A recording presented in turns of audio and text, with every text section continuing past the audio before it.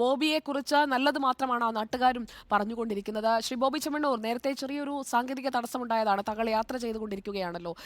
ഇത് നമ്മുടെ നാടിന് തന്നെ അഭിമാനമായി മാറുന്ന ഒരു യാത്രയായി മാറുകയാണ്. കാരണം ക്രൗഡ് ഫണ്ടിങ് നമ്മൾ പലപ്പോഴും അസുഖങ്ങൾ വരുന്ന കുട്ടികൾക്ക് വേണ്ടി അങ്ങനെയൊക്കെ ചെയ്തിട്ടുണ്ടെങ്കിൽ പോലും ഇതൊരാളുടെ ജീവൻ രക്ഷിക്കാനുള്ള യാത്രയാണ്. താങ്കളുടെ ലൈഫിലെ തന്നെ ഏറ്റവും നല്ല ഒരു മൊമെന്റ് ആയിരിക്കില്ലേ ഈ യാത്രയുടെ അവസാനം?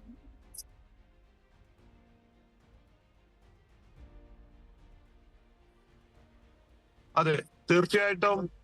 ഇപ്പൊ മറ്റൊരു സന്തോഷ വാർത്ത ഇപ്പോൾ തന്നെ ബഹുമാനപ്പെട്ട റിയാസ് മിനിസ്റ്റർ ഇന്ന് രാത്രി ബോച്ചെട്ടി ലക്കി ഡ്രോ ടിക്കറ്റ് ചലഞ്ച് ഉദ്ഘാടനം ചെയ്യുകയും ജനങ്ങളോട് ആഹ്വാനം ചെയ്യും, എല്ലാവരും അത് വാങ്ങി ആ ഫണ്ട് മൊത്തം ഇതിലേക്ക് ഇടാൻ വേണ്ടിയിട്ടുള്ള ആഹ്വാനം ചെയ്യാമെന്ന് ഏറ്റിട്ടുണ്ട്. അങ്ങനെ മറ്റൊരു സന്തോഷ വാർത്ത. അങ്ങനെ പലരും എല്ലാ ഭാഗത്തുനിന്നും ഇതിനെ സപ്പോർട്ട് ചെയ്യാൻ വിളിച്ചുകൊണ്ടിരിക്കുന്നുണ്ട്. എല്ലാവരും നല്ല സപ്പോർട്ടിലാണ്, എല്ലാ വിഭാഗത്തുനിന്നും.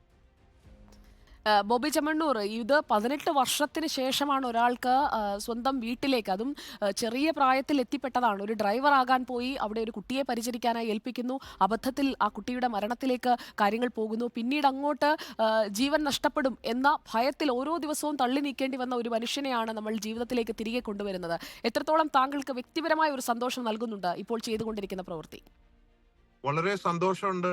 ഡ്രൈവർ വീട്ടില് ഒരു പുരോഗതിക്ക് വേണ്ടി ഡ്രൈവർ പണിക്ക് പോയിട്ട് അവിടെ ചെല്ലുമ്പോൾ വീട്ടിലെ എല്ലാ പണി എടുക്കുകയും നേഴ്സിന്റെ പണി എടുക്കുകയും ഈ സുഖമില്ലാത്ത കുട്ടിയെ നോക്കുക, എല്ലാം ഭാരിച്ച പണികളായിരുന്നു. അങ്ങനെ ഇരിക്കുമ്പോ ഇങ്ങനെ ഒരു മാസത്തെ ശമ്പളം പോലും വാങ്ങാൻ യോഗം ഉണ്ടായിട്ടില്ല.